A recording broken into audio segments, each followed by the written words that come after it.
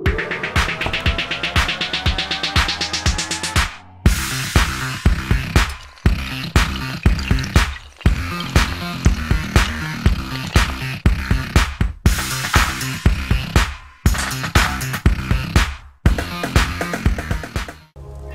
guys, welcome to a new video.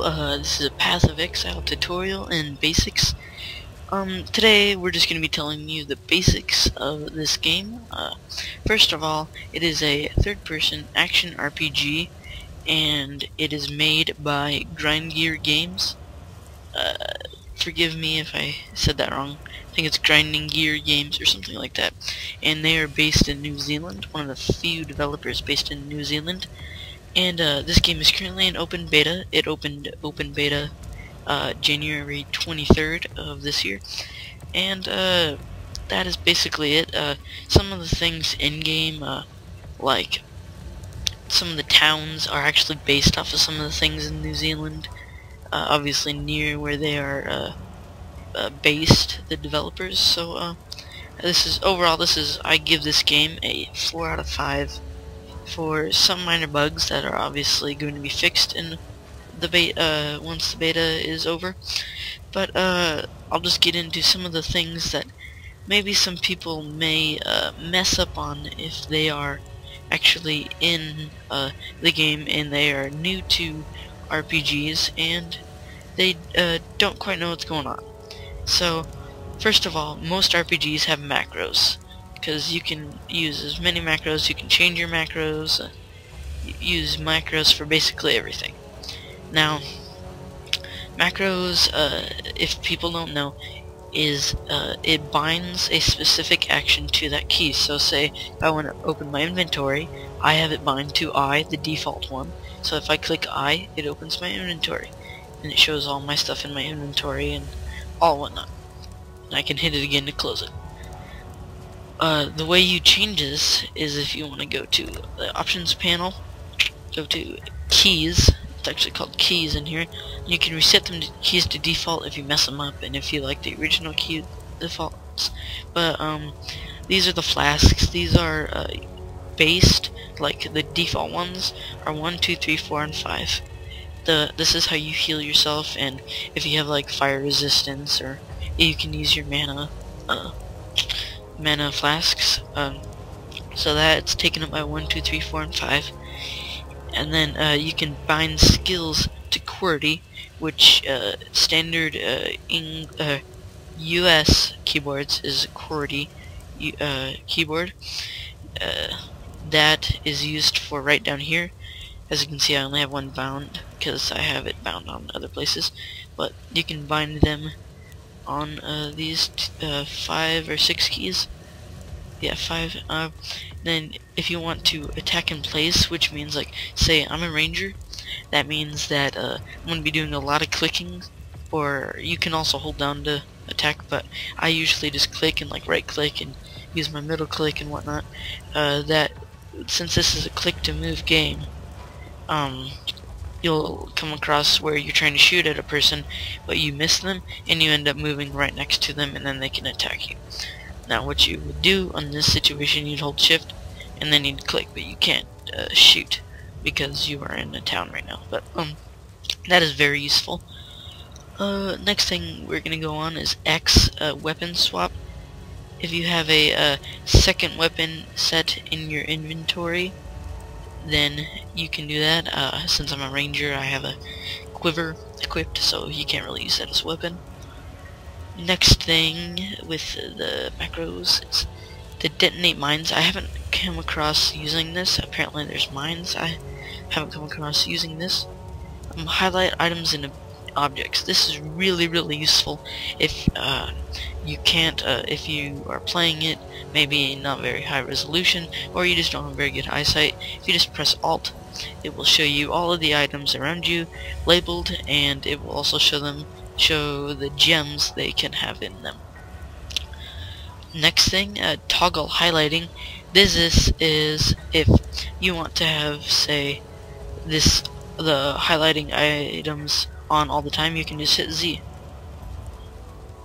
enable corpse targeting, which means you can target a corpse, stay on the corpse, but this also sometimes ends up making you clicking to the right or left of them and messing up your area.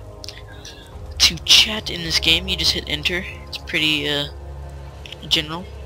Almost all games are enter or somewhere near that. Open and close the map. This is don't save. This is just by hitting tab. It's a very, very good map. You can see any allies on here, and it's also see-through, so you can keep it up all the time. I don't usually keep it up very much, unless of course I'm gonna be looking for something I really need. So we can go back to the macros. So where are we? Okay, so the options panel, obviously opened by O, or you can click right down here. Also next to the panels it shows the macro next to them, so O and I and C and tab and P and whatnot. So those are useful. That character panel, pretty general, shows that kind of stuff. The social panel, this is for your friends, parties, and public parties. Whoops, wrong one. And then the ladder panel. I don't currently have a ladder, so you can't really do that unless you have one. The inventory panel, which I have previously shown you. The world panel, which is where you'll be fast traveling and whatnot. The passive skills panel, which is basically your skill tree, by the way, is freaking huge. This isn't a skill tree, this is a skill forest, not a skill tree. The microtransaction stash is an online service that you can put things on there and buy stuff online. It's kind of like the Diablo 3, except refined and a little bit better. Close all panels just by hitting space. It's very useful. Take a screenshot. You can hit F8 if you're not running like Fraps or something. Zoom in the camera, page up, which you can also do by using the scroll button on your mouse, and page down. So those are the macros in a short definition. Now I'm just gonna go over some things that like with weapons and enchantments and whatnot. So if I open my inventory, you can see that I have tons of stuff, tons of stuff. Some things are red, some things are blue, some things are equipped already. Oh my gosh, this is confusing. Not really. So, first off, let's start with Scrolls of Wisdom. If I can find them. There. Okay, so Scrolls of Wisdom identifies items. So say you have a red item and you don't know what it does, right click on the item and then left click. It will then identify the item, and it will usually be a magic item, Glinting Glass Shank of the Whelping. That is what this is. And then if you hover over the weapon, it'll show the damage, what type of weapon, the critical strike, attack, and all the magical effects it has. Next we have, let me just set this off to the side, we have an iron ring. That's obviously just, you would equip that in one of the ring slots. We have an amulet, we don't need that. Right here we have an alteration shard. Now there's these things in this game called orbs, and you can use them to upgrade your items or change the rarities and whatnot. So if you get 20 alteration shards, you can get an orb of alteration, which is very useful. These are portal scrolls. They take you back to a town. I currently have them set to Lion's Eye. All you do is right click and a portal will open up. Obviously I'm already in Lion's Eye, so I can't do that. Next thing, we have gems, which is pretty general in every game. You can socket them, you can unsocket them. They have magical effects, so that's pretty basic. Basically everybody knows about that stuff. Next thing we have mana flasks, or life flasks, any kind of flasks really. These are basically, you just put them down on the slot or up on here. They just increase the amount of health you can carry in a flask, and by hitting the macros you can increase your health and whatnot. These are armor scraps. Once again, you need quite a lot of these to make improve like another orb. It improves the quality of an armor. So say I don't like this, it sucks, then I use my armor scrap or whatever it would be upgraded and to increase the shabby jerkin, which sounds quite weird. Then we have scroll fragments. You can use these to make a scroll of wisdom. Those are very useful. All of this stuff you can find on the ground, in chests and whatnot. Then we have transmutation shards. These are also quite like the alteration shards, which once you get 20 of them, they can become a orb, which you can then apply magical or upgrade the rarity of items.